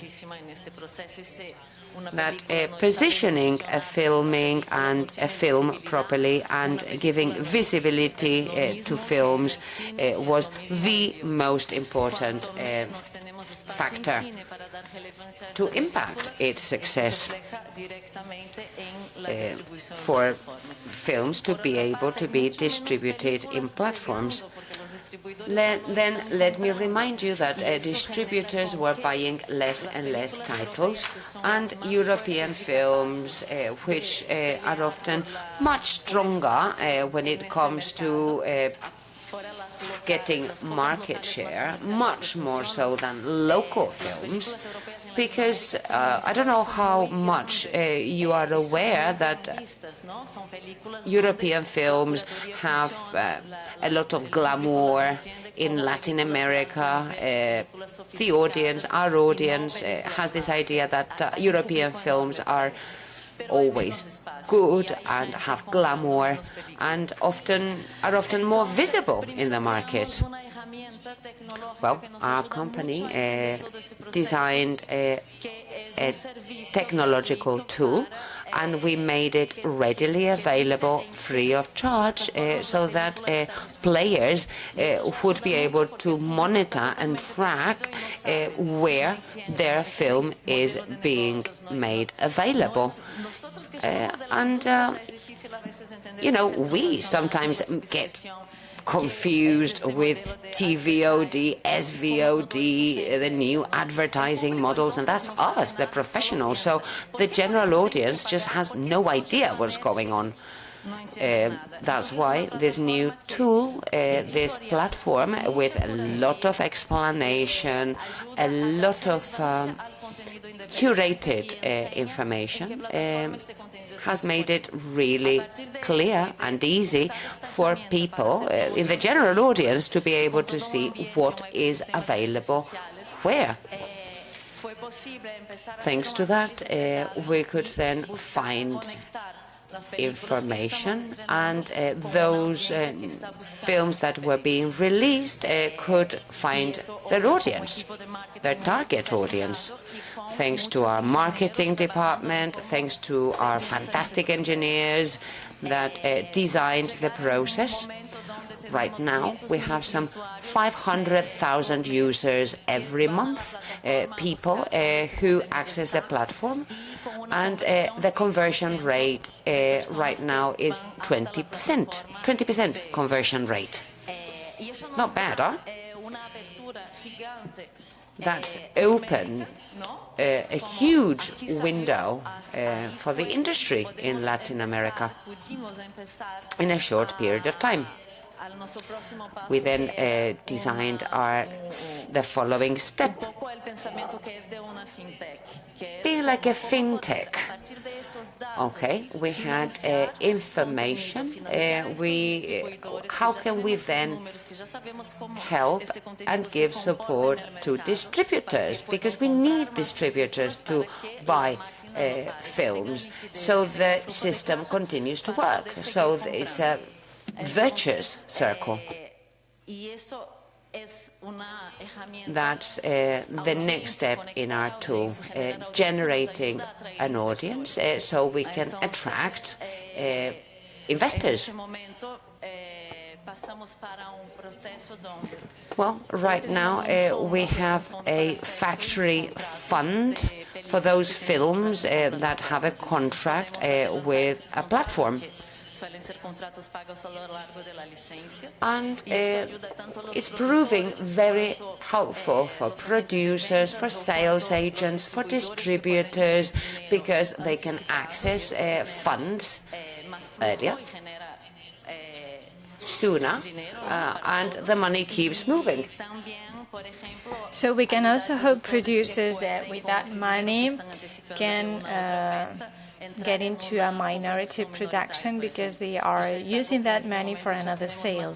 So that's something that we can seize better if we use public funds. We also have an acquisition fund with a company that joined our group that works with accession and sales intelligence. It's a company that understands what firms are we talking about, what investment, what B&A investment can be made. So it's an acquisition fund for the acquisition of firms in Latin America cross-collateralized in all windows in the digital industry. And we are also creating a new fund for gap financing so that we can use upfront money for films that are in the pre-shooting stage, or who need more money, that need more money. So since we have the assets and we know how much value they have, and we know the value those films are going to acquire over time with much transparency, because we have a system in place that will be migrating to blockchain soon, because we can have to keep on moving the pace of the technology. We need to seize the moment, and we need to use the technologies for our benefit, instead of getting lost in it. So we want to create an ecosystem that helps the distributors, that enables them to circulate the movies, that is working very well. So I'm very happy to be here today telling this, that this is being very successful.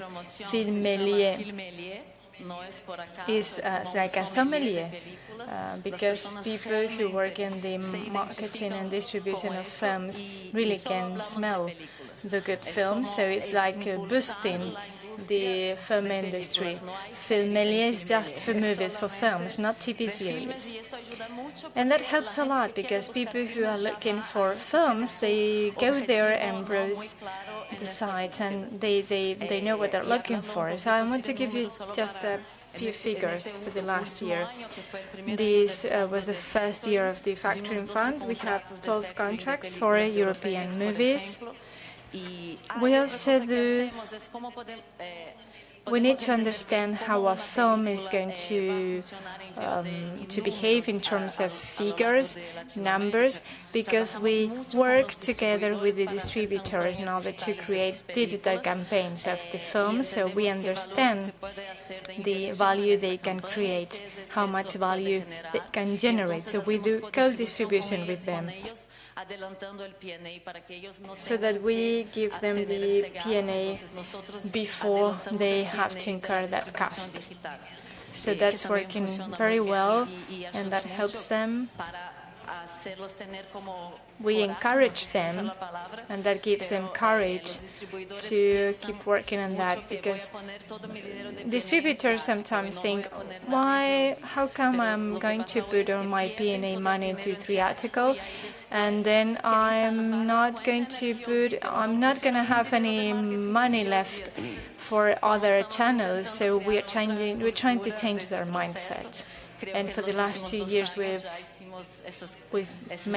enabled them make those little investments in more than 20 films. That's it. Gracias, Paula. Y ya para finalizar tenemos a. And to conclude, we have Timothy, who is representing Playlist, an international sales company from France. And he knows what success is about because he's tasted it in Sundance and other festivals. And we want them to talk about the grace of God, grâce à Dieu de François Ozon. Yeah, sorry, the translation was a bit... Okay. Thank you very much for having us as well, and thank you for the compliments on the work the sales agents do on a daily basis. So when we were first asked to come here and speak about the media support we got this year, we had two options because we got it for two films. So the first one is François Ozon and By the Grace of God, which was released in France at the beginning of the year, just after it premiered in Berlin. And also we had the possibility to talk about Dobles Vidas, the film by Olivier Assayas.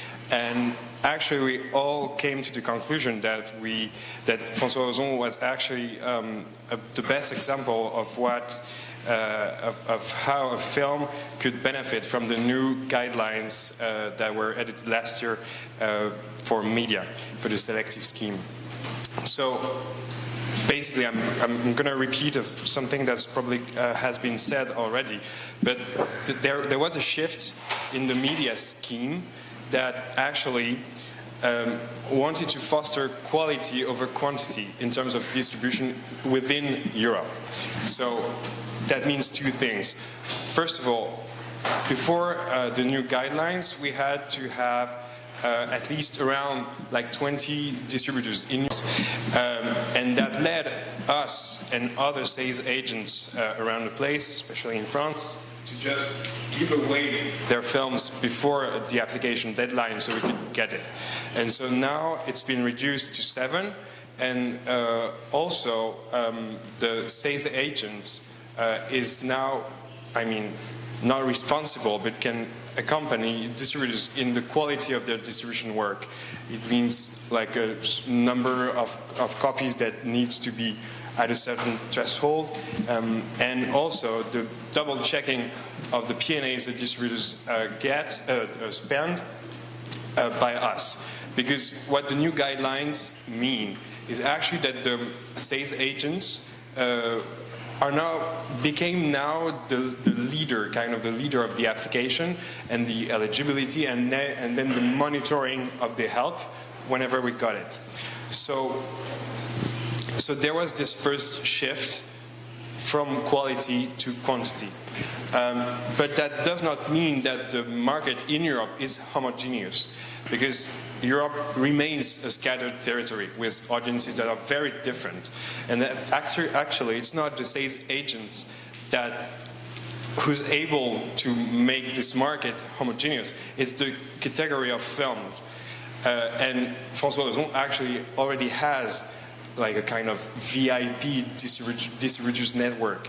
I mean, he's been working, you know, he directs almost a film a year, and he knows very much how his market looks like. And actually it was really good to work with him. We've been working with him for his past 4 films because he really knows his markets, and he knows how to target the audience within these different countries. So that means one thing: Ozon would have gotten the grant, possibly, because we would have had 20 or more distributors in Europe. But actually, by the grace of God, it's an example within the example that's interesting and that fits the new guidelines, essentially because of its subject. Because you probably have seen it. So it's a very controversial subject.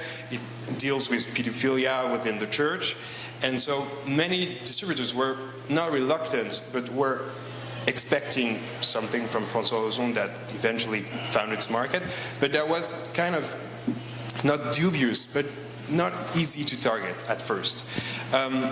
So why is basically, by the grace of God, a good example? Now the film has been released in many European markets. In Spain it was released in April, and it appeared that there is a two-sided matrix for the distribution of the film in Europe. The first group is constituted with distributors in Catholic countries. Of course, that's obvious. And the other one is non-Catholic countries. And we had this two-sided network and our job was to make, in short, the two of them could collaborate. So now I'm going to be very practical and give you some examples of how we did it. So the first thing in terms of marketing that we thought about when dealing with By the Grace of God was to coordinate the marketing activities and following the schedule of the release of the international distribution of the film. So it played in competition at the Berlinale. But it was basically pre-sold at the Rendezvous Unifrance in Paris. That's a market happening in Paris at the beginning of January. And so many of the negotiations and discussions started there. But because of the subject of the film, they took a while to be closed. And also, we knew the film was accepted in Berlin very early on, so there was an embargo on the film, and we could not show it, of course. So we waited until then. So the first thing we did was to organize a gathering at the Rendezvous in France with the producer, so Eric and Admire from Mandarin, and also the head of marketing at Mars Film. And Mars is the traditional distributor of François Ozon's film in France. This was the opportunity for us to present the film to potential buyers, but also to discuss the strategy of the film. Then after that, there was a screening at the Berlinale, which was attended by most of the distributors. And then we organized like a kind of informal gathering just after the screening, so the distributors could talk precisely about points that they had spotted in the film, and to implement a global strategy. The other thing is that we followed also the strategy that was implemented in France. So the film was released just after the screening at the Berlinale, and there were like kind of key elements within the distribution of the film. Because of this subject, we needed to get closer to the church representatives in the countries in which the film was going to be distributed. So there were like screenings organized, private screening organized with church like higher ups, but also because of the subject, again, we organized meetings and screenings with the members of the associations of the victims in every country, like the La Parole Libérée, of freeing speech in France. Also, there were many partnerships with Catholic medias, like La CREA in France, but in many other countries, especially in Spain. And the other thing was to, how can I put it? To organize the premieres of the film and to choose the release dates depending on the traditions in the country. For a very basic example is that the film was released during Santa Semana in Spain, which led to many topics within the media and in exchange with the audience. And we were the key point, well, the key, not the middle of the network, but we tried to be, by doing several things. First of all, IRL events, like I said, at the Berlinale or before at the Rendezvous in Ile-de-France, but also digitally, and that's where we can just share things with Paula here. And it's basic as a Slack group, where every distributor is invited and can talk about key points, like should we choose one poster or the other poster, and well, I don't have a PowerPoint here, but actually the poster that was released in France was used in many, many countries, especially Catholic countries. The other ones chose like a more investigative and kind of European spotlight strategy, and the UK poster is going to be released next week or next month, and it's a very good example of what it is. But basically, it was also a key area where distributors could share ideas on marketing, but also share box office results, and also press releases, etc., etc. So it's launched an ongoing conversation, and that's the key word that is at the center of the strategy supported by media, is that we needed to implement an ongoing dialogue within the distributors, and it proved to be right, I guess. Perfecto. That's perfect. Well, we're running out of time, and the good news is that we're all now invited to a cocktail in the cloister, thanks to the delegation of Polish producers. So we can do a lot of networking there and many questions that might be still pending. So this is the end of it, and let's go to the cocktail with a final round of applause. Thank you.